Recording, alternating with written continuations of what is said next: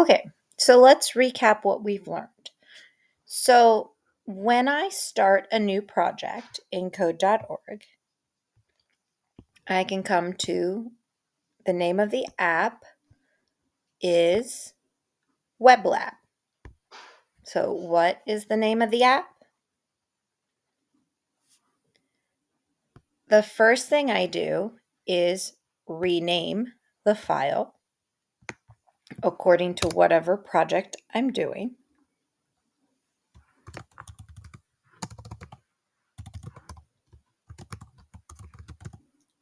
And I hit save. Okay, now it is renamed on the teal bar. The file I am in is the index.html because the language of code I'm typing in this file is called HTML. All of these words that come between these two symbols that look like greater than and less than are called tags. Every tag has an open and it has a close. Most of the website that you will type comes between the body open and the body close. When beginning a website, sometimes I need what is known as a container tag. A container tag is one that holds other tags inside of it. So we often start our website with a container known as the header. This is at the top of my website. Inside the header, for example, I can put something like the H1. This is the main heading. It is the largest heading. There is only one H1 on my entire website.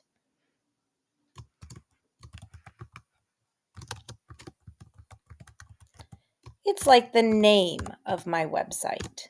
And then I will close the H1. The H1 is a single line of code. It is not a container, so it all sits on one line. If I want to upload an image, I come to my toolbar and I click Add Image. And then I click Upload File and choose the file that I want.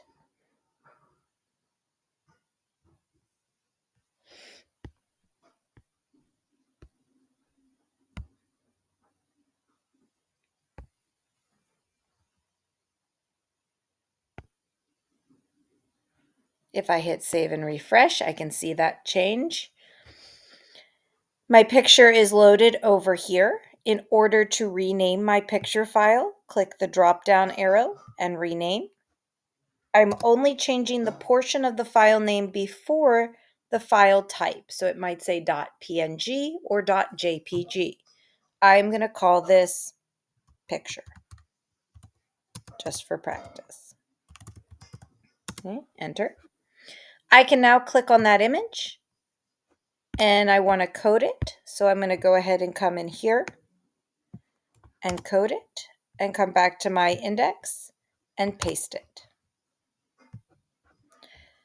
Still have red errors because I've not closed one of the tags. I've not closed the header tag.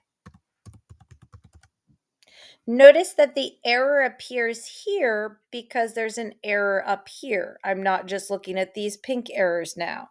For instance, if you had forgotten to close this H1 and you made an error here, notice how it highlights a row that the error is above and lets you know that there is some sort of error above this line, in addition to the fact I have not closed a certain tag and it's throwing the error down here.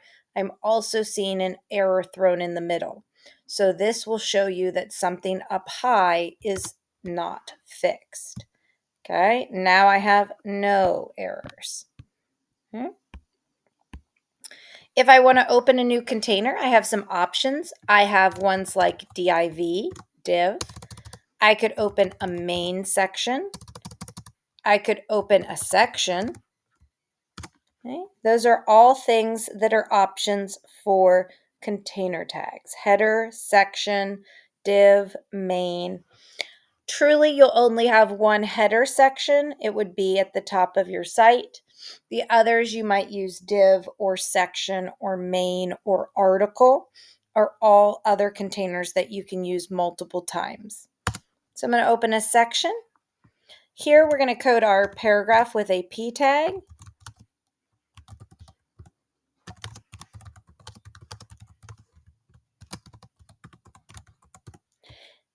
Close a paragraph here. When I close the paragraph, if I open a new paragraph, this makes a second paragraph. This is my second paragraph. Okay. I can scroll down. If I hit refresh and save, I can scroll down and see those two paragraphs. Okay. If I were to make a third paragraph, it would create a brand new line again with another paragraph. So if I hit save and refresh, we'll see that appear there. Okay. Still have a red arrow down at the bottom because I have not closed this section. So as soon as I close this section container, then the error should disappear, but I notice it's still pink because I've spelled section wrong. So I can always check my work depending on those red errors. Okay. I can open another section if I want, or a different container like div. And then I can type something if I want, like a list. Remember, a list starts with an opening. This is a ordered list. I can do what is known as a UL, which is an unordered list if we don't want numbers. But every item in that list needs to have a tag as well. So inside of the list, I start the list, then I start the items. And I said I always just code them like I did in my practice video with you yesterday. I code them just like this, and then I paste them again. Depending on how many items I want, we're going to do 3, and then I close the list itself. Okay, so you can see the UL, and it even spaces it nicely so you can see that you've opened and closed the list, and the items are here. You might want to put a heading above the list so that somebody knows why you're making a list. So I could do an H3 pretend. This is a fun list. And then a close H3, single line. And then fun one, I can just do the items right in between these tags. Fun, more fun, funnest. Okay, if I hit save and refresh, we'll see that list. Now notice no numbers beside this because it is an unordered list. If I change the UL to an OL, then it goes to like your practice and it numbers them. Okay. Still have my div open, so I'm going to close the div. Okay. One last tag to review that we learned yesterday, input. This creates some sort of box for you, depending on what you want to type in. And we said when you start typing in code.org, it's nice. It pops up with these examples. So we want input type. You can even look at what your choices are. We had done a text box the other day, but you can do all kinds of fun stuff. Let's do checkbox just for fun and see what happens. And then placeholder, or we don't even need, maybe we don't need a placeholder. Placeholder, I'm not sure what that's going to do for us. If we type a placeholder 1. Let's see. And you can never mess yourself up. You just test and see what it looks like. And if you don't like what it does, the placeholder is not needed in this one. It's just a checkbox. So that makes an input type checkbox. And then that puts that little box there for you, checkbox, if you wanted to check off something. And you could put, I bet we could put, I wonder if we can put next to it placeholder, choice 1. I wonder if that does it. No, that's not how we would do it. We would have to put text next to it, I guess. I'm going to go back to the one that we did before. We did a text box. I haven't played around with checkboxes in a while. Text, and then placeholder is what words appear in that text box. So we might put, hi, give, or type your phone number.